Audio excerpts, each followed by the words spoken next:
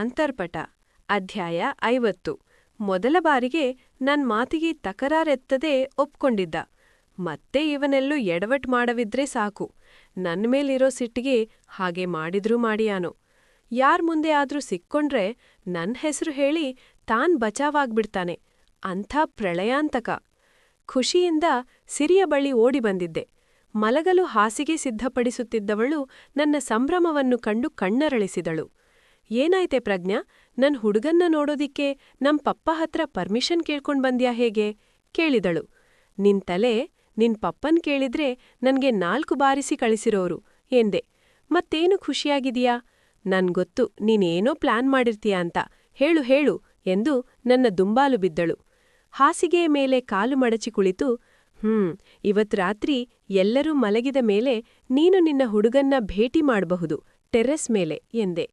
ಅವಳ ಕಂಗಳಲ್ಲಿ 100 ನಕ್ಷತ್ರಗಳ ಬೆಳಕು. ವಾವ್, ಹೌದಾ? ನೀನೇ ಅವನಿಗೆ ಹೇಳಿ ಬಂದ್ಯಾ? ಉದ್ಗಾರ ತೆಗೆದಳು. ಇಲ್ಲ, ವಿಭೋದ್ ಸರ್ಗೆ ಹೇಳಿದೀನಿ. ಅವರು ನಿನ್ನ ಹುಡುಗನ್ನ ಟೆರ್ರೆಸ್ ಮೇಲೆ ಕರ್ಕೊಂಡ್ ಬರ್ತಾರಂತೆ ಎಂದೆ. Oh really? Thank you thank you thank you so much. ಪದಗಳಲ್ಲಿ ಖುಷಿಯನ್ನು ಪೋಣಿಸಿ ನನ್ನನ್ನು ತಬ್ಬಿ ಕೆನ್ನೆಗೆ ಮುತ್ತಿಟ್ಟಳು. ಛೀ, ಏನೇ ನೀನು? ಇದನ್ನೆಲ್ಲ ನಿನ್ನ ಹುಡುಗನ್ ಜೊತೆ ಇಟ್ಕೋ ಎನ್ನು ಹುಸಿ ಕೋಪ ತೋರಿ ಕೆನ್ನೆ ಉಜ್ಜಿಕೊಂಡೆ. ಅಯ್ಯೋ, ಅವನನ್ನ ನಾನು ಭೇಟಿಯಾಗಿರುವುದೇ 2 ಬಾರಿ. ಒಂದು ನನ್ನನ್ನು ನೋಡಲು ಬಂದಾಗ, ಮತ್ತೊಂದು ನಿಶ್ಚಿತಾರ್ಥದ ದಿನ. ಇನ್ನು ಮುತ್ತಿಡುವುದಂತೂ ದೂರದ ಮಾತು ಎಂದಳು.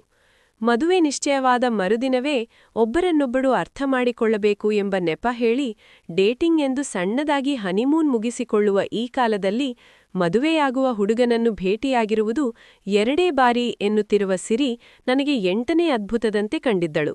ಸಿರಿ, ನೀನು ನಿಜವಾಗ್ಲೂ ಗ್ರೇಟ್ ಕಣೆ. ನನ್ ಪ್ರಕಾರ ನಿನಗೆ ಅವರ ಬಗ್ಗೆ ಹೆಚ್ಚೇನೂ ತಿಳಿದಿಲ್ಲ.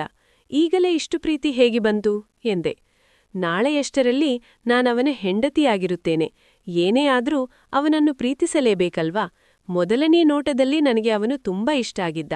ವರ್ಷನುಗಟ್ಟಲೆ ಪ್ರೀತಿಸಿ ಮದುವೆಯಾಗಿ ನಂತರ ಸಣ್ಣ ಸಣ್ಣ ವಿಷಯಕ್ಕೂ ಜಗಳ ಆಡುವುದಕ್ಕಿಂತ ಮದುವೆ ಆದ್ಮೇಲೆ ಅವನನ್ನು ಪ್ರೀತಿಸುತ್ತಾ ನಿಧಾನವಾಗಿ ಅವನ ಇಷ್ಟ ಕಷ್ಟಗಳನ್ನು ತಿಳಿದುಕೊಳ್ಳುತ್ತಾ ಅವನಿಗೆ ಇಷ್ಟವಾದ ಅಡುಗೆ ಮಾಡಿ ಅವನನ್ನು ಇಂಪ್ರೆಸ್ ಮಾಡುತ್ತಾ ಅವನ ಹೃದಯದಲ್ಲಿ ಸ್ಥಾನ ಪಡೆದುಕೊಳ್ಳುವುದರಲ್ಲಿರುವ ಮಜವೇ ಬೇರೆ ಎಂದಳು. ಅದೇಕೋ ಸ್ವರ ಬರದೆ ಮೌನಿಯಾದೆ. ಒಬ್ಬನನ್ನು ಅವ್ಯಾಹತವಾಗಿ ಪ್ರೀತಿಸಿರುವೆನಲ್ಲ, ಅವನು ನನ್ನಿಂದ ದೂರಾಗಿ ಸುಳಿವು ಸಿಗದಂತೆ ಮರೆಯಾಗಿಬಿಟ್ಟಿದ್ದಾನೆ. ಮತ್ತೆ ಬರುವನೋ ಇಲ್ಲವೋ?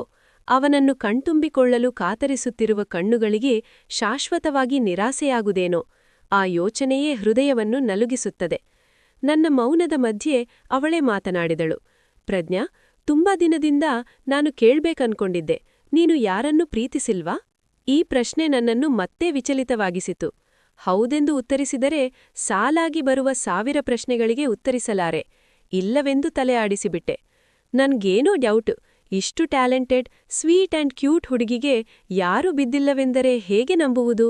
ನನ್ನ ಬೇಸರವನ್ನು ಗ್ರಹಿಸಿ ಮುಖದಲ್ಲಿ ನಗು ತರಿಸುವ ಹುನ್ನಾರವೇನೋ ಅವಳದ್ದು. ಓ, ಸಾಕು ಸಾಕು ಹೊಗಳಿದ್ದು. ತುಂಬಾ ಮೇಲೆ ಹೋಗಿಬಿಡುತ್ತೇನೆ. ಇಳಿಸೋದಕ್ಕೆ ಏರೋಪ್ಲೇನ್ ತರಬೇಕಾಗುತ್ತ ಎಂದು ನಕ್ಕೆ. ನನ್ನ ನೋವನ್ನು ಯಾರ ಮುಂದೆಯೂ ತೋರ್ಪಡಿಸಲೊಲ್ಲೆ. ಹೋಗ್ಲಿ ಬಿಡು, ಆಗ ಬಿದ್ದಿಲ್ಲ ಅಂದೆ ಏನಾಯ್ತು, ಈಗ ಒಬ್ರು ಬಿದ್ದಿದ್ದಾರಲ್ಲ ಎಂದಳು. ಅವಳು ಯಾರ ಬಗ್ಗೆ ಹೇಳ್ತಿರುವಳೆನ್ನು ಅರ್ಥವಾಗದೆ ಕ್ಷಣ ಯೋಚಿಸಿದಾಗ ಹೊಳೆದದ್ದು ವಿಭೋದ್. ಅಯ್ಯೋ ದೇವ್ರೆ, ಎಲ್ಲರ ಕಣ್ಣಿಗೂ ನಾವಿಬ್ರು ಯಾಕೆ ಒಳ್ಳೆಯ ಜೋಡಿಯ ಹಾಗೆ ಕಾಣ್ತೇವೆ? ಇಬ್ಬರ ನಡುವೆ ಒಂದು ವಿಷಯದಲ್ಲಾದರೂ ಸಾಮ್ಯತೆ ಇದೆಯೇ? ಅವನು ಉತ್ತರವಾದ್ರೆ ನಾನು ದಕ್ಷಿಣ. ಇಬ್ಬರ ಆಲೋಚನೆ ನಡವಳಿಕೆ ಎಲ್ಲವೂ ಭಿನ್ನ. ಅದರಲ್ಲೂ ಅವನು ನನ್ನ ಶತ್ರು. ಹೇ ಕಳ್ಳಿ, ನಾನ್ ಹೇಳಿದ್ದೇ ತಡ ಕನ್ಸ್ ಕಾಣೋದಕ್ಕೆ ಶುರು ಮಾಡ್ದ್ಯಾ ಎಂದಳು. ನನಗೆ ತಲೆ ಚಚ್ಚಿಕೊಳ್ಳುವಂತಾಯ್ತು. ಸಿರಿ, ನೀನ್ ಹೀಗೆ ಆಡ್ತಿರು, ನಾನ್ ಮಾಡಿಯೋ ಪ್ಲಾನ್ ಕ್ಯಾನ್ಸಲ್ ಮಾಡ್ತೀನಿ ಹಸಿಕೋಪದಿಂದ ಹೇಳಿದೆ. ಹೇ ಬೇಡ ಬೇಡ, ಈಗ ನಾನೇನ್ ಮಾಡ್ಬೇಕು ಎಂದಳು. ನೀನ್ ಮಲ್ಕೋ, ಮದುವೆ ಹುಡ್ಗಿ ನೀನು, ನಿದ್ರೆ ಗೆಡ್ಬಾರ್ದು. ಮಧ್ಯರಾತ್ರಿ ಎದ್ದೇಳಿಸ್ತೀನಿ, ಆವಾಗ ನಿನ್ ಹುಡುಗನ್ನ ನೋಡುವೆಯಂತೆ ಎಂದೆ. ಓಕೆ, ಮಲ್ಕೋತೀನಿ, ಎದ್ದೇಳಿಸೋದ್ ಮರಿಬೇಡ ಎಂದು ಅದನ್ನೇ ಒತ್ತಿ ಹೇಳಿ ಮುಸ್ಕೊದ್ದು ಮಲಗಿದಳು. ಮದುವೆ ಹುಡುಗಿಯಾಗಿದ್ದರೂ ಮಕ್ಕಳಂತ ತುಂಟತನ. ಆ ಹುಡುಗ ಇವಳನ್ನು ಅದ್ಹೇಗೆ ಸಂಭಾಳಿಸುವನು? ನನಗೆ ನಿದ್ರೆ ಹತ್ತಿರವೂ ಸುಳಿಯಲಿಲ್ಲ. ಕಣ್ಮುಚ್ಚಿದರೆ ಐ ಲವ್ ಯು ಬಂಗಾರಿ ಎಂದು ಹಣೆಗೆ ಚುಂಬಿಸುತ್ತಿದ್ದ ರಾಮ್ ಮುಖವೇ ಕಾಣುತ್ತಿತ್ತು. ಎಲ್ಲೇ ಇಡ್ರೂ ವಾಪಸ್ಸು ಬಂದುಬಿಡು ರಾಮ್ ನೀನು. ನನ್ನನ್ನು ಬಿಟ್ಟು ಹೋಗಲು ಕಾರಣ ಏನೇ ಇರ್ಲಿ, ನಿನ್ನನ್ನು ಕ್ಷಮಿಸಿ ಸ್ವೀಕರಿಸುತ್ತೇನೆ. ನನ್ನ ಬದುಕಿನಲ್ಲಿ ಪಡೆದುಕೊಂಡಿದ್ದಕ್ಕಿಂತ ಕಳೆದುಕೊಂಡಿದ್ದೇ ಹೆಚ್ಚು. ನನ್ನ ಸೋತ ಮನಸ್ಸಿಗೆ ಶಕ್ತಿ ತುಂಬಲು ನಿನ್ನ ಪ್ರೀತಿಗಷ್ಟೇ ಸಾಧ್ಯ. ನನಗೆ ನಿನ್ನ ಅವಶ್ಯಕತೆ ತುಂಬಾ ಇದೆ ರಾಮ್. ಎಲ್ಲಿದ್ದೀಯಾ ನೀನು? ನನ್ನ ಎಲ್ಲೇ ಇಲ್ಲದ ಯೋಚನೆಗಳೊಂದಿಗೆ ಸಮಯವು ಮುಂದೆ ಸಾಗಿತ್ತು. ಸಮಯ ನೋಡಿದೆ 12:30. ಹೋದ ಈ 6 ಡೈನೋಸಾರ್? ಒಂದ್ ಕಾಲ್ ಇಲ್ಲ, ಮೆಸೇಜ್ ಇಲ್ಲ. ಇಷ್ಟೊತ್ತಾದ್ರೂ ಏನೂ ಸೂಚನೆ ಕೊಡ್ತಿಲ್ಲ. ರೂಮಿನಿಂದ ಆಚೆ ಬಂದು ನೋಡಿದೆ. ಮನೆ ನಿಶ್ಶಬ್ದವಾಗಿತ್ತು. ಮುಂಜಾನೆಯಿಂದ ಕೆಲಸ ಮಾಡಿ ದಣಿದಿದ್ದ ಎಲ್ಲರೂ ನಿದ್ರೆಗೆ ಜಾರಿದ್ದರು. ಸುಮಾರು 15ರಿಂದ 20 ಕೋಣೆಗಳಿದ್ದ ಬೃಹತ್ ಹಳ್ಳಿ ಮನೆಯದು. ದೊಡ್ಡ ದೊಡ್ಡ ಕಂಬಗಳು, ವಿಶಾಲವಾದ ಮನೆಯಂಗಳ. ಈ ವಿಭೋದೇನ್ ಮಾಡ್ತಾನೋ ಗೊತ್ತಿಲ್ಲ. ನನ್ನ ಫೋನಿನಿಂದ ಅವರಿಗೆ ಕರೆ ಮಾಡಿದೆ. ವ್ಯರ್ಥವಾಗಿ ಬಡಿದುಕೊಂಡಿತೇ ವಿನಃ ಅತ್ತಿಂದ ಉತ್ತರವೇ ಬರ್ಲಿಲ್ಲ. ಮಲಗ್ಬಿಟ್ನಾ? ಛೆ, ಅವನನ್ನು ನಂಬಿ ಈ ಕೆಲಸ ಹೇಳಿದೆನಲ್ಲ, ನನಗೆ ಬುದ್ಧಿಯಿಲ್ಲ ಎಂದು ಹಣೆಗಟ್ಟಿಸಿಕೊಂಡೆ. ಅವನ ರೂಮ್ ನನಗೆ ಗೊತ್ತಿತ್ತು. ಬೆಕ್ಕಿನಂತೆ ಕಳ್ಳ ಹೆಜ್ಜೆ ಇಡುತ್ತಾ ಅವನ ರೂಮಿನತ್ತ ನಡೆದೆ. 2 ಬಾರಿ ಬಾಗಿಲು ಬಡಿದೆ. ಉತ್ತರವಿಲ್ಲ. ಮೆಲ್ಲಗೆ ತಳ್ಳುತ್ತಿದ್ದಂತೆ ಬಾಗಿಲು ತೆರೆದುಕೊಂಡಿತು. ಬಾಗಿಲು ಹಾಕಿಕೊಂಡು ಮಲಗ್ಬೇಕು ಎನ್ನುವ ಸಾಮಾನ್ಯ ಜ್ಞಾನವೂ ಇಲ್ಲದ ಕತ್ತೆ ವಂಶದವನು. ನಾನು ಊಹಿಸಿದಂತೆಯೇ ಹಾಯಾಗಿ ನಿದ್ರಿಸಿಬಿಟ್ಟಿದ್ದನವ. ಎಮ್ಮೆ ತರ ಬಿತ್ಕೊಂಡಿದ್ದಾನೆ. ಇವನು ಕುಂಭಕರ್ಣನ ಕೊನೆ ತುಂಡು ಅಂತ ಗೊತ್ತಿದ್ದು ಇವನ ಬಳಿ ಸಹಾಯ ಕೇಳಿದ್ದು ನನ್ನದೇ ತಪ್ಪು. ಮಲಗಿದ್ದವನ ಮುಖದಲ್ಲಿ ಮುಗ್ಧತೆ ಕಳಕಳಿಸುತ್ತಿತ್ತು. ಉದ್ದನೆಯ ಮುಖ, ಚೂಪು ಮೂಗು, ಕುರುಚಲು ಗಡ್ಡ. ಅಬ್ಬಾ, ಯಾಕಿಷ್ಟು ಮುದ್ದಾಗಿದ್ದಾನೆ ಇವನು? ಆದ್ರೆ ಅಷ್ಟೇ ದುಷ್ಟಬುದ್ಧಿ. ನಿಧಾನವಾಗಿ ಅವನನ್ನು ಸಮೀಪಿಸುತ್ತಿದ್ದಂತೆ ಕೆಳಗೆ ಬಿದ್ದಿದ್ದ ಸೆಂಟ್ ಬಾಕ್ಸ್ ಮೇಲೆ ಕಾಲಿಟ್ಟು ಎಡವಿ ಅವನೆಡೆಗೆ ಬಾಗಿದೆ. ಅದೃಷ್ಟವಶಾತ್ ಅವನನ್ನು ಸೋಕಲಿಲ್ಲ. ಅಂಗಾತ ಮಲಗಿದ್ದವನ ಎರಡೂ ಬದಿಯಲ್ಲಿ ಹಸ್ತ ಊರಿದ್ದೆ. ನನ್ನ ಹೃದಯ ಸಿಡಿದು ಹೋಗುವಷ್ಟು ಜೋರಾಗಿ ಬಡಿದುಕೊಳ್ಳತೊಡಗಿತ್ತು. ಇಬ್ಬರ ತುಟಿಗಳಿಗೆ ಸೂಜಿ ಮೊನೆಯಷ್ಟೇ ಅಂತರ. ಅವನು ಏನೂ ಅರಿಯದೆ ಮಲಗಿದ್ದಾನೆ. ಅರೆಕ್ಷಣದಲ್ಲಿ ಪೂರ್ತಿಯಾಗಿ ಬೆವತು ಹೋಗಿದ್ದೆ. ಅವನ ಬಿಸಿಯುಸಿರು ನನ್ನನ್ನು ಸೋಕುತ್ತಿರಲು ಕಣ್ಣೆವೇ ಮುಚ್ಚದೆ ಅವನನ್ನೇ ನೋಡುತ್ತಾ ಉಳಿದುಬಿಟ್ಟೆ. ಇಷ್ಟು ಹತ್ತಿರ ಬಂದಿದ್ದೇನೆ ಇವನಿಗೆ. ಎಚ್ಚರವಿದ್ದಿದ್ದರೆ ಸುಮ್ಮನೆ ಬಿಡುತ್ತಿದ್ದನ ನನ್ನನ್ನು. ಅವನಿಂದ ದೂರ ಸರಿಯುವಕ್ಕೂ ಭಯವಾಗುತ್ತಿದೆ. ಎಲ್ಲಿ ಅವನಿಗೆ ಎಚ್ಚರವಾಗಿ ಬಿಡುವುದೋ ಎಂದು. ಬಹಳವೇ ನಿಗಾವಹಿಸಿ ಅವನಿಂದ ದೂರ ಸರಿಯಲು ಸ್ವಲ್ಪ ಅಲುಗಾಡಿದೆನಷ್ಟೇ. ನನ್ನ ನುಣುಪಾದ ಕೂದಲ ರಾಶಿ ಅವನ ಮುಖದ ಮೇಲೆ ಹರಡಿಬಿಟ್ಟು. ತಕ್ಷಣವೇ ಎಚ್ಚರವಾಗಿ ಬಿಟ್ಟ. ಅಲ್ಲಿಗೆ ಮುಗಿಯಿತು. ನಾನು ಅಷ್ಟು ಹತ್ತಿರದಲ್ಲಿರುವುದನ್ನು ನೋಡಿ ಅವನಿದೆ ಜೀವವೇ ಬಾಯಿಗೆ ಬಂದಿತ್ತೇನೋ. ಹೇ ಎಂದು ಕೂಗಿದನಷ್ಟೇ. ಮೊದಲೇ ಹೆದರಿದ್ದವಳು ಅವನ ಮೈಮೇಲೆಯೇ ಬಿದ್ದೆಬಿಡು. ಎಷ್ಟೇ ಗಾಢ ನಿದ್ರೆಯಲ್ಲಿದ್ದರೂ ಸಣ್ಣದಾಗಿ ಏನಾದರೂ ಮೈಸೋಕಿದರೂ ಎಚ್ಚರವಾಗಿ ಬಿಡುತ್ತದೆ ನನಗೆ. ಮುಖದ ಮೇಲೆ ಏನೋ ಹರಿದಾಡಿದಂತಾಗಿ ತಕ್ಷಣ ಕಣ್ತೆರೆದೆ. ಎದುರು ಅವಳೇ. ಅವಳ ಉಸಿರಿನ ಶಾಖ ನನ್ನ ಮೊಗತುಂಬ ಹರಡುವಷ್ಟು ಹತ್ತಿರದಲ್ಲಿ. ತಕ್ಷಣಕ್ಕೆ ಹೇಗೆ ಪ್ರತಿಕ್ರಿಯಿಸಬೇಕೆಂದು ತೋಚದೆ ಸ್ತಬ್ಧವಾಗಿದ್ದೆ. ಬೆದರಿದ ಹರಿಯಂತೆ ಪಟಪಟನೆ ಬಡಿದುಕೊಳ್ಳುತ್ತಿರುವ ಅವಳ ಹರಳು ಕಂಗಳು. ಹೇಯ್ ಎಂದೆ. ನನ್ನ ಮೇಲೆಯೇ ಬಿದ್ದುಬಿಟ್ಟಳು. ಅವಳ ಮೈಗಂಧದ ಘಮ ರೂಮಿನ ಪೂರ್ತಿ ಹರಡಿತ್ತು. ಛೆ, ಇವಳಿಗೆ ಯಾವಾಗಲೂ ನನ್ನ ನಿದ್ರೆ ಹಾಳು ಮಾಡುವುದೇ ಕೆಲಸ. ಆವತ್ತು ಆಫೀಸಲ್ಲಿ, ಈವತ್ತು ಮದುವೆ ಮನೆಯಲ್ಲಿ. ಸಿಟ್ಟಿನಿಂದ ಅವಳನ್ನು ತಬ್ಬಿ ಮತ್ತೊಂದು ಬದ್ದಿಗೆ ಉರುಳಿದೆ. ಹೇಯ್, ನಿಂಗೆ ನಾಚಿಕೆ ಆಗಲ್ವಾ? ಮಧ್ಯರಾತ್ರಿ ಒಬ್ಬ ಹುಡುಗನ ರೂಮಿಗೆ ಬಂದು ಏನೇ ಮಾಡ್ತಾ ಇದೀಯಾ? ಏನು ದೊಡ್ಡದಾಗಿ ಹೇಳ್ತಿದ್ದೆ, ನಾನಿದ್ದ ಕಡೆಯೆಲ್ಲ ಬಂದು ತೊಂದರೆ ಕೊಡ್ತೀರಾ ಅಂತ. ಈಗ ಯಾರು ಯಾರ ಬಳಿ ಬಂದಿರುವುದು ಎಂದೆ. ಸಾಕು, ಬಾಯ್ಮುಚ್ಚಿ. ನಾನೇನು ನಿಮ್ಮ ಮಾನಭಂಗ ಮಾಡಬೇಕು ಅಂತ ರೂಮಿಗೆ ಬರಲಿಲ್ಲ. ಸಹಾಯ ಮಾಡ್ತೀನಿ ಅಂತ ಹೇಳಿ ಅದನ್ನೂ ಮರೆತು ಎಮ್ಮೆ ತರ ಬಿದ್ಕೊಂಡಿದ್ದೀರಲ್ಲ ಎಂದಳು. ಎಮ್ಮೆ ಗಿಮ್ಮೆ ಅಂದ್ರೆ ಕಿಟಕಿಯಿಂದ ಆಚೆ ಎಸೆದು ಬಿಡ್ತೀನಿ. ನಾನು ಏನ್ ಸಹಾಯ ಮಾಡ್ತೇನೆ ಅಂದಿದ್ದೆ ನಿಂಗೆ ಎಂದೆ. ಅಬ್ಬಾ, ಹೊಟ್ಟೆಗೆ ಏನ್ರಿ ತಿಂತೀರಾ ನೀವು? ಇಷ್ಟು ಬೇಗ ಮರೆತುಬಿಟ್ರಾ? ಆ ಹುಡುಗನ್ನ ಟೆರೇಸ್ ಮೇಲೆ ಕರ್ಕೊಂಡು ಬರ್ತೀನಿ ಅಂತ ಹೇಳಿದ್ರಿ ತಾನೇ ಎಂದಳು. ಅವಳು ಹೇಳಿದಾಗಲೇ ನನಗೇ ನೆನಪಾಗಿದ್ದು. ತೋರು ಬೆರಳಿನಿಂದ ಹಣೆ ಉಜ್ಜಿಕೊಂಡೆ. ಈಗ ನೆನಪಾಯ್ತಾ? ನಿಮ್ಮಿಂದ ಆಗಲ್ಲ ಅಂದ್ರೆ ಮೊದಲೇ ಹೇಳ್ಬೇಕಿತ್ತು ತಾನೇ, ಏರು ಧ್ವನಿಯಲ್ಲಿ ಹೇಳಿದಳು. ಶ್, ಕಿರ್ಚಬೇಡ. ಈಗ್ಲೂ ಟೈಮಿದೆ. ಎಲ್ರೂ ಮಲಗಿದ್ದಾರೆ. ನಾನು ಅವನನ್ನ ಕರ್ಕೊಂಡು ಬರ್ತೀನಿ. ನೀನು ಮೊದಲು ಇಲ್ಲಿಂದ ಹೋಗು. ಯಾರಾದರೂ ನೋಡಿದ್ರೆ ತಪ್ಪು ತಿಳಿದುಕೊಳ್ಳಲ್ವಾ ಎಂದೆ. ಹಾ, ನೀವು ನನ್ನ ಮೇಲಿಂದ ಎದ್ರೆ ನಾನು ಹೋಗಬಹುದು ಬಿರುಸಾಗಿ ಹೇಳಿದಳು. ಕೂಡಲೇ ಮೇಲೆದ್ದು ನಿಂತೆ. ನಾನು ಸಿರಿಯನ್ನ ಕರ್ಕೊಂಡ್ಬರ್ತೀನಿ ಎಂದು ಹೊರಹೋದಳು. ಅದೆಲ್ಲಿಂದ ಗಂಟು ಬಿದ್ದಳೋ? ಎಷ್ಟೇ ದೂರವಿರಬೇಕೆಂದುಕೊಂಡರೂ ಮತ್ತೆ ಮತ್ತೆ ನನ್ನ ಕಣ್ಣುಮುಂದೆಯೇ ಸುಳಿಯುತ್ತಾಳೆ. ಬೇಡದ ಉಸಾಬರಿಯೆಲ್ಲ ಯಾಕೆ ಇವಳಿಗೆ? ಯಾರ ಬಳಿಯಾದರೂ ಸಿಕ್ಕಿಬಿಟ್ಟರೆ ಅಷ್ಟೇ. ನಾನಂತೂ ಇವಳನ್ನೇ ತಗಲ್ಹಾಕಿ ನಾನು ಬಚಾವಾಗಿ ಬಿಡುತ್ತೇನೆ. ಇವಳದ್ದೇ ತಾನೇ ಇದೆಲ್ಲ ಪ್ಲಾನ್. ಅವಳನ್ನು ಬೈದುಕೊಳ್ಳುತ್ತಲೇ ದೀಪಕ್ ರೂಮಿಗೆ ನಡೆದೆ. ಅವನಿನ್ನೂ ಎಚ್ಚರವಾಗಿಯೇ ಇರಿದ್ದ. ಅರೆ, ನೀವೇನು ಇಷ್ಟೊತ್ತಲ್ಲಿ? ಆಶ್ಚರ್ಯದಿಂದ ಕೇಳಿದ. ನಿನಗೆ ಒಂದು ಸರ್ಪ್ರೈಸ್ ಕೊಡೋದಿತ್ತು ಎಂದೆ. ಈ ರಾತ್ರಿಯಲ್ಲಿ ಯಾವ ಸರ್ಪ್ರೈಸ್?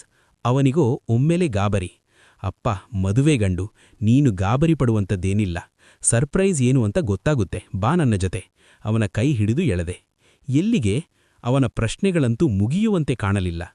ಅಯ್ಯೋ ದೇವರೇ, ಎಷ್ಟು ಕ್ವೆಶ್ಚನ್ ಕೇಳ್ತೀಯಾ? ನಿನ್ನ ಹುಡುಗಿ ನಿನ್ನ ನೋಡಬೇಕಂತೆ, ಟೆರೇಸ್ ಮೇಲೆ ಬರೋದಕ್ಕೆ ಹೇಳಿದ್ದಾಳೆ, ಬಾ ಎಂದೆ. ಅದನ್ನು ಕೇಳುತ್ತಲೇ ಖುಷಿಯಾಗಿಬಿಟ್ಟ. ಯಾರಾದ್ರೂ ನೋಡಿದ್ರೆ? ಮತ್ತೊಂದು ಪ್ರಶ್ನೆ. ಹಾಗೇನೂ ಆಗಲ್ಲ, ಈವಾಗೇನು ಬರ್ತೀಯಾ ಅಥವಾ ನಿನ್ನ ಹುಡುಗನ್ನ ಮಂಟಪದಲ್ಲೇ ನೋಡ್ಕೋಬೇಕಂತೆ ಅಂತೆ ನಾನು ಸಿರಿಗೆ ಹೇಳ ಎಂದೆ. ಬೇಡ ಬೇಡ, ಬರ್ತೀನಿ ಅವನೆಂದಾಗ, ಓಕೆ ಬಾ ಎಂದು ಅವನ ಕೈ ಹಿಡಿದು ಟೆರೇಸ್ ಮೇಲೆ ಕರೆದೊಯ್ದೆ. ಅಷ್ಟರಲ್ಲಿ ಪ್ರಜ್ಞಾ ಸಿರಿಯನ್ನು ಕರೆತಂದಳು. ಅವರಿಬ್ಬರು ಒಬ್ಬರನ್ನೊಬ್ಬರು ನೋಡುವುದರಲ್ಲಿಯೇ ಕಳೆದು ಹೋಗಿದ್ದಾರೆ. ಅದೇನು ಮಾತಾಡಬೇಕೋ ಬೇಗ ಮಾತಾಡಿ ಮುಗಿಸಿ ಎಂದೆ. ಪ್ರಜ್ಞಾ ನನ್ನತ್ತ ಕೋಪದಿಂದ ನೋಡುತ್ತಾ ನನ್ನ ಕೈ ಹಿಡಿದು ಸ್ಟೇರ್ಕೇಸ್ ಬಳಿ ಕರೆದು ತಂದಳು. ನಾನು ಅಚ್ಚರಿಯಿಂದ ಅವಳನ್ನೇ ದಿಟ್ಟಿಸುತ್ತಿದ್ದೆ. ನಿಮ್ಮ ತಲೆಯಲ್ಲಿ ಬುದ್ಧಿ ಇದೆಯೋ ಅಥವಾ ಲದ್ದಿ ತುಂಬಿಕೊಂಡಿದ್ದೀರಾ? ನಾವು ಅವರ ಜೊತೆಯಲ್ಲೇ ಇದ್ರೆ ಅವರೇನು ಮಾತಾಡ್ತಾರೆ? ದೇ ನೀಡ್ ಸಮ್ ಪ್ರೈವಸಿ ಎಂದಳು. ಆಯ್ತು ಬಿಡು, ನಂಗೆ ನಿದ್ರೆ ಬರ್ತಿದೆ. ಅವರು ಎಷ್ಟೊತ್ತಾದರೂ ಮಾತಾಡಿಕೊಂಡು ಬರಲಿ, ನಾನು ಹೋಗ್ತೀನಿ ಎಂದೆ. ಅಯ್ಯೋ, ಹೋಗ್ತೀನಿ ಅಂದ್ರೆ ಹೇಗೆ? ಅವರು ಬರೋ ತನಕ ವೇಟ್ ಮಾಡಿ ಯಾರಾದ್ರೂ ಬಂದ್ಬಿಟ್ರೆ ಎಂದಳು. ಬಂದ್ರೆ ಬರ್ಲಿ, ನೀನು ತಾನೇ ಈ ಪ್ಲಾನ್ ಮಾಡಿದ್ದು, ನೀನೇ ಬೈಸ್ಕೊ. ನಾನಂತೂ ಈ ಆಟಕ್ಕಿಲ್ಲ. ಸಹಾಯ ಕೇಳಿದ್ದೆ, ನಾನ್ ಮಾಡಾಯಿತು ಅಷ್ಟೇ. ಐ ಆಮ್ ಗೋಯಿಂಗ್ ಎಂದೆ. ಆಯ್ತು ಹೋಗಿ, ನಂಗೆ ಇಲ್ಲಿ ಒಬ್ಬಳೇ ಕುಳಿತೋಕೆ ಭಯ ಆಗುತ್ತೆ. ಸಿರಿಗೆ ಕಾಲ್ ಮಾಡ್ತೀನಿ, ಅವನಾದ್ರೂ ಬರ್ತಾನೆ ಎಂದು ಮೊಬೈಲ್ ಕೈಗೆತ್ತಿಕೊಂಡಳು. ಅವಳು ಸಿರಿ ಹೆಸರು ಹೇಳಿದರೆ ನನಗೆ ಎಲ್ಲಿಲ್ಲದ ಕೋಪ. ಹೋಗ್ಲಿ ಬಿಡು, ಪಾಪ ಒಂಟಿ ಹುಡುಗಿ, ಕತ್ತಲು ಬೇರೆ, ನಾನೇ ಇರ್ತೀನಿ ಎಂದು ಅವಳ ಪಕ್ಕ ಕುಳಿತೆ. ಇಬ್ಬರೂ ಮೆಟ್ಟಿಲ ಮೇರೆ ಮುದುಡಿ ಕುಳಿತಿದ್ದೆವು. ಆ ಕತ್ತಲು, ಗಾಢ ಮೌನ ನನಗೆ ಬೋರೆನಿಸಿತು. ಅವಳು ಚಳಿಗೆ ಮುದುಡಿ ಎತ್ತಲೋ ನೋಡುತ್ತಾ ಕುಳಿತು ಬಿಟ್ಟಿದ್ದಳು. ಏನು ಮತ್ತೆ, ಮೌನವ್ರತ ಶುರು ಮಾಡ್ಕೊಂಡ್ಯಾ ಕೇಳಿದೆ. ನಾನು ಮಾತಾಡಿ ನೀವು ಕೋಪ ಮಾಡಿಕೊಂಡು ನನ್ನ ಬಗ್ಗೆ ಹೊಲಸಾಗಿ ಮಾತನಾಡುವುದು ನನಗೆ ಇಷ್ಟವಿಲ್ಲ. ದಯವಿಟ್ಟು ಸುಮ್ಮನಿದ್ದು ಬಿಡಿ ಎಂದವಳ ಮಾತಿನಲ್ಲಿ ನೋವಿನ ಎಳೆ, ಕಣ್ಣಲ್ಲಿ ತೆಳು ನೀರಿನ ಪೊರೆ. ಯಾಕೆಂದು ನನಗೆ ಅರ್ಥವಾಗಲಿಲ್ಲ. ಯಾಕಿಷ್ಟು ಬೇಜಾರು ಮಾಡ್ಕೊಂಡಿದ್ಯಾ? ಅಂಥದ್ದೇನು ಹೇಳಿದೆ ನಾನು ಎಂದು ಮತ್ತೆ ಕೇಳಿದೆ. ನೀವು ಸಂಜೆ ನನ್ನ ಮತ್ತೆ ಸಿರಿ ಬಗ್ಗೆ ಏನು ಹೇಳಿದ್ರಿ ನೆನಪು ಮಾಡಿಕೊಳ್ಳಿ. ಅವಳ ಬಿಕ್ಕಳಿಕೆ ನಿಂತರಿಲ್ಲ. ಏನ್ ಹೇಳಿದ್ದೆ ನನಗೂ ಮರೆತು ಹೋಗಿತ್ತು. ಹಣೆ ತೀಡಿಕೊಂಡು ಕ್ಷಣ ನೆನಪಿಸಿಕೊಂಡು, ಓ, ಅವನ ಜೊತೆ ಬೆಡ್ ಶೇರ್ ಮಾಡ್ಕೊ ಅಂದಿದ್ದಾ ಎಂದೆ. ನಾನು ಹಾಗೆ ಹೇಳಿದ್ದೇ ತಡ ಕೋಪದಿಂದಲೋ ದುಃಖದಿಂದಲೋ ಅವಳ ಕಣ್ಣುಗಳು ರಕ್ತವರ್ಣಕ್ಕೆ ತಿರುಗಿದ್ದವು. ಕಣ್ಣೀಲು ತೊಟ್ಟಿಕ್ಕುತ್ತಲೇ ಇತ್ತು. ನನ್ನ ಕ್ಯಾರೆಕ್ಟರ್ನ ಜಡ್ಜ್ ಮಾಡೋಕೆ ನೀವ್ಯಾರು? ಒಂದು ಸಂಬಂಧದ ಬಗ್ಗೆ ಸರಿಯಾಗಿ ತಿಳಿದುಕೊಳ್ಳದೆ ಅಸಭ್ಯವಾಗಿ ಮಾತನಾಡುವ ಅಧಿಕಾರ ನಿಮಗೆ ಇಲ್ಲ ಎಂದಳು. ನನ್ನ ಮಾತಿನಿಂದ ಅವಳಿಗೆ ಎಷ್ಟು ನೋವಾಗಿದೆ ಎಂದು ಅರ್ಥವಾಯಿತು. ಮೃದುವಾಗಿ ಅವಳ ಕೈ ಹಿಡಿದುಕೊಂಡು ಸಾರಿ ಎಂದೆ. ತಕ್ಷಣ ಕೈ ಹಿಂತೆಗೆದುಕೊಂಡು ಬೇಕಾಗಿಲ್ಲ ನಿಮ್ಮ ಸಾರಿ ಎಂದು ಮುಖ ತಿರುಗಿಸಿ ಕುಳಿತಳು. ಅವಳನ್ನು ಸಮಾಧಾನಿಸುವ ಪರಿತೋಚದೆ ನಾನು ಸುಮ್ಮನೆ ಕುಳಿತುಬಿಟ್ಟೆ. ಸಮಯ ಸಾಗುತ್ತಲೇ ಇತ್ತು. ಅವರಿಬ್ಬರ ಪತ್ತೆಯೇ ಇಲ್ಲ. ಟೆರೇಸ್ ಮೇಲೆ ಮಾತಾಡ್ತಾ ಇದ್ದಾರೋ ಅಥವಾ ಸಂಸಾರ ನಡೆಸುತ್ತಿದ್ದಾರೋ ತಿಳಿಯುತ್ತಿಲ್ಲ. ನನಗೋ ನಿದ್ರೆಯ ಮಂಪರು. ಬಿಕ್ಕಳಿಸಿ ಅವಳಿಗೂ ಸುಸ್ತಾಯಿತೇನೋ ನನ್ನ ಹೆಗಲಿಗೊರಗಿ ನಿದ್ರೆಗೆ ಜಾರಿದ್ದಳು. ನನಗೂ ಕಾದು ಕಾದು ಸುಸ್ತಾಗಿ ಅವಳನ್ನು ಬಳಸಿ ಕುಳಿತಲ್ಲಿಯೇ ಮಲಗಿಬಿಟ್ಟೆ. ನನಗೆ ಎಚ್ಚರವಾದಾಗ ಅರೆಬರೆ ನಿದ್ರೆ. ಅವನ ಎದೆಗೂದಲ್ಲಿ ಗುಬ್ಬಿ ಮರಿಯಂತೆ ಬೆಚ್ಚಗೆ ಮಲಗಿಬಿಟ್ಟಿದ್ದೆ. ಮುಸುಕು ಮುಸುಕಾಗಿ ಬೆಳಕರಿದಿತ್ತು. ಸಮಯ ನೋಡಿದರೆ 5:30. ಅವನು ನನ್ನನ್ನು ತಬ್ಬಿ ಮಲಗಿದ್ದ. ರಾತ್ರಿಯೆಲ್ಲ ಮೆಟ್ಟಿಲ ಬಳಿಯೇ ಕಳೆದುಬಿಟ್ಟಿದ್ದೆವು. ತಕ್ಷಣ ಅವನಿಂದ ದೂರ ಸರಿದು ಹಲೋ, ಎದ್ದೇಳಿ ಮೇಲೆ ಎಂದು ಅವನ ಭುಜ ತಟ್ಟಿದೆ. ದಡಬಡಾಯಿಸಿ ಕಣ್ತೆರೆದು ಅತ್ತಿತ್ತ ನೋಡಿದ. ನಾನು ಇಲ್ಹೇಗ್ ಬಂದೆ ಎಂದು ಕಣ್ಣುಜ್ಜಿಕೊಂಡ. ನಾನು ಹಣೆ ಚಚ್ಕೊಂಡೆ. ಮೊದ್ಲು ಪೂರ್ತಿಯಾಗಿ ಎಚ್ಚರ ಆಗಿ, ನಾವು ರಾತ್ರಿ ಇಲ್ಲೇ ಮಲಗಿಬಿಟ್ಟಿದ್ದೇವೆ, ಅವರೆಲ್ಲಿ ಎಂದೆ. ನಂತರ ಕಣ್ಣರಳಿಸಿ, ಓ ಹೌದಲ್ವಾ, ಎಲ್ಲಿ ಇವರಿಬ್ರು ಎನ್ನುತ್ತಲೇ ಟೆರೆಸ್ ಮೇಲೆ ನಡೆದ ನಾನು ಅವನನ್ನು ಹಿಂಬಾಲಿಸಿದೆ. ಅಯ್ಯೋ, ಎಲ್ಲಿ ಹೋದರು ಇವರಿಬ್ಬರು? ಯಾರ ಕೈಯಲ್ಲಾದರೂ ಸಿಕ್ಕಿಬಿಟ್ಟರೆ ಯೋಚಿಸುತ್ತಿರುವಾಗ ಕಂಡಿದ್ದು ಟೆರೆಸ್ ಮತ್ತೊಂದು ಬದಿಯಲ್ಲಿ ಕೆಳಗೆ ಹೋಗಲು ಇನ್ನೊಂದು ಸ್ಟೇರ್ಕೇಸಿತ್ತು. ಅಂದರೆ ಅವರಿಬ್ಬರೂ ಈ ಕಡೆಯಿಂದ ಹೊರಟು ಬಿಟ್ಟಿದ್ದಾರೆ. ಇಬ್ಬರು ಪೆಚ್ಚಾಗಿ ಮುಖಮುಖ ನೋಡಿಕೊಂಡೆವು. ಮುಂದುವರೆಯುವುದು.